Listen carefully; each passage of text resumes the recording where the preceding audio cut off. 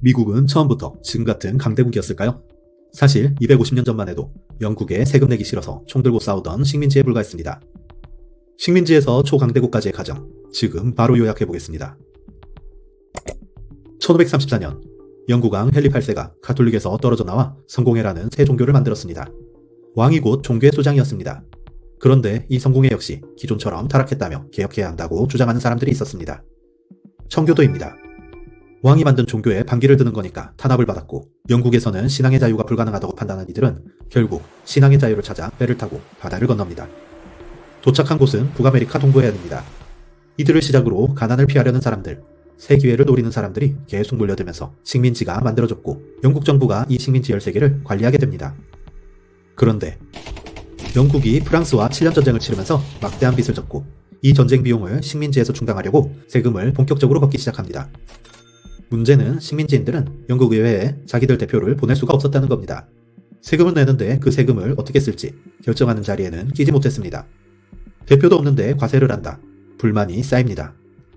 1775년 결국 총을 듭니다. 13개 식민지 대 세계 최강 대영 제국. 말이 안 되는 싸움이었습니다.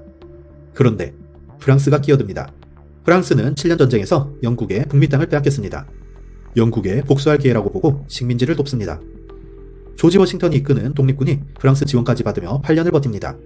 결국 1784년 영국이 독립을 인정합니다. 이제 이들은 나라를 만들어야 했습니다. 왕한테 당한 사람들이니까 왕을 두지 않았습니다. 대신 국민이 대표를 뽑는 방식을 택합니다. 헌법을 만들고 대통령제를 세웁니다. 미합 중국의 시작입니다. 새 나라는 동부 해안의 좁은 땅이 전부였습니다. 그런데 1803년 서쪽의 거대한 땅 루이지애나를 전쟁 자금이 급한 나폴레옹이 미국에 헐값에 팝니다. 나라 면적이 하루아침에 2배가 됩니다. 이 거대한 땅이 생기자 미국인들은 더 먼 서부로 눈을 돌렸고, 그 과정에서 텍사스 문제가 터집니다. 텍사스는 원래 멕시코 땅이었는데 미국인 이주민이 늘어나면서 독립을 선언하고 미국에 합류합니다. 멕시코가 이를 인정하지 않으면서 전쟁이 터지고 미국이 이겨서 캘리포니아까지 가져갑니다. 1867년에는 러시아가 알래스카를 내놓습니다. 당시 러시아는 영국과 사이가 안 좋았는데 알래스카 바로 옆이 지금의 캐나다이고, 당시에는 영국 땅이었습니다. 전쟁이 나면 지킬 힘이 없으니 영국한테 빼앗기느니 영국과 싸워서 독립한 미국한테 파는 게 낫다고 본 겁니다. 720만 달러, 미국이 헐값에 사들입니다. 대서양에서 태평양, 그리고 북쪽 알래스카를 아우르는 거대 국가가 됩니다. 하지만 1800년대 중반, 경제구조를 두고 내부에서 충돌이 일어납니다. 북부는 공장 중심 경제라 노예가 필요 없었고, 노예를 쓰는 남부가 싼 값에 물건을 만들어내는 구조가 산업 경쟁에 위협이 된다고 봤습니다. 남부는 노예 없이는 경제가 무너진다고 봤고요. 영토는 커졌는데 속은 두 쪽으로 갈라진 겁니다. 1860년 노예제 확산에 반대하는 링컨이 대통령에 당선되자 남부 11개 주가 연방 탈퇴를 선언합니다. 1861년 남북전쟁이 일어났습니다. 4년간 미국 인길이 60만에서 75만 명이 죽습니다. 미국 역사상 가장 많은 사망자를 낸 전쟁입니다. 1865년에 북부가 승리하면서 노예제가 폐지되고 나라는 다시 하나가 됩니다. 남북전쟁 이후 미국은 산업화에 올인합니다. 철도가 대륙을 연결하고 석유와 철강 산업이 폭발합니다. 록펠러, 카네기, 모건 같은 거대 자본가들이 등장하고 유럽에서 이민자 수천만 명이 쏟아져 들어오면서 노동력을 제공합니다. 미국은 빠르게 세계 최대 산업국가로 올라섭니다. 1914년 1차 대전이 터집니다. 유럽 강대국들이 식민지와 영토를 놓고 경쟁하다 결국 전쟁까지 간 겁니다. 미국은 바다 건너 남해 전쟁이라 처음엔 끼어들 이유가 없었습니다. 대신 양쪽에 군수품을 팔며 돈을 법니다. 그런데 독일 잠수함이 가리지 않고 미국 상선까지 침몰시키기 시작하자 결국 전쟁 막판에 참전합니다. 유럽은 폐허가 됐지만 미국은 돈을 벌며 전쟁을 끝냈습니다. 1차 대전이 끝나고 승승장구하던 미국. 1920년대 경제가 폭발적으로 성장하면서 너도 나도 빚을 내 주식에 뛰어듭니다. 하지만 1929년 거품이 터집니다.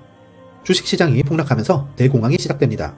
미국 경제가 무너지고 실업자가 넘쳐나는 이 불황은 10년 넘게 이어졌습니다. 한편 1차 대전에서 진 독일은 막대한 배상금에 짓눌렸습니다. 경제가 무너지자 국민들은 강한 독일을 되찾겠다고 외치는 히틀러에게 몰렸고 1939년 2차 대전이 터집니다. 미국은 이번에도 거리를 뒀지만 1941년 일본의 진주만 습격으로 결국 전쟁에 뛰어듭니다. 유럽과 아시아가 다시 폐허가 되는 동안 미국 본토는 여전히 무사했습니다. 다시 군수 생산이 돌아가면서 대공황에서 완전히 빠져나왔고, 전쟁이 끝나자 경쟁자는 전부 잿더미가 됐습니다. 오직 미국만 성한 채로 서 있었습니다. 2차 대전에서 미국과 소련은 같은 편이었습니다. 그런데 독일과 일본이 무너지자 공통의 적이 사라집니다. 이제 남은 건 서로뿐이었습니다. 세계가 미국 중심의 자본주의와 소련 중심의 공산주의 둘로 갈립니다. 서로 직접 총칼은 겨누지 않았지만 보이지 않는 전쟁, 냉전이 시작됩니다. 이후 한국전쟁과 베트남전쟁 같은 대리전을 치르고 핵무기와 우주기술을 놓고 미친듯이 경쟁합니다. 미국은 나토를 만들어 서방 국가들을 하나로 묶었고 달러를 세계의 중심화폐로 만들었습니다. 동시에 할리우드와 코카콜라를 앞세워 문화까지 전 세계에 수출합니다. 결국 이 거대한 판을 버틴 건 경제력이었습니다. 군비 경쟁에 엄청난 돈을 쏟아붓느라 소련 경제는 서서히 무너졌습니다. 1991년 소련이 붕괴하며 냉전이 끝납니다. 경쟁자가 사라진 세상에서 미국은 유일한 초강대국이 됩니다.